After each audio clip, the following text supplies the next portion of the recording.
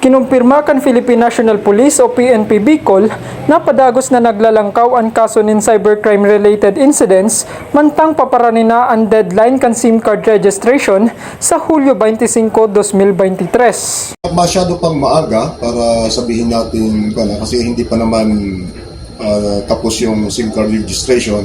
In fact, na-extend nga until July 25.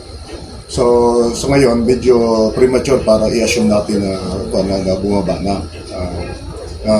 Mayroon pa hindi naman kasi natitigil pa rin yung mga panluloko o yung mga cybercrime gamit ang cellphone. So yung mobile, yung pagtatawag, yung pamahiya, mga gano'n. So siguro pagka full implemented na yung SIM card registration at yung mga hindi registered, yung ma-deactivate na, baka saka natin makikita yung epekto.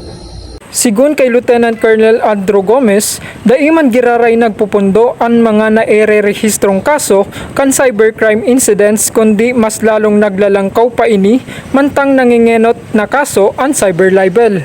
Dugang pa ni Gomez, daiman maiko-konektar sa ngunyan ang pagtaas kan cybercrime mantang dai patapos ang deadline kan SIM card registration. Base sa pinakahuring datos ka National Telecommunications Commission o NTC, nasa 60 to 75% o katumbas ng pagkakarkulong 102 milyon halos sa 168 milyon na SIM card users ang nakarehistro na sa bilog na nasyon. Mark Raylan Albania, DCGB, BU Student Intern.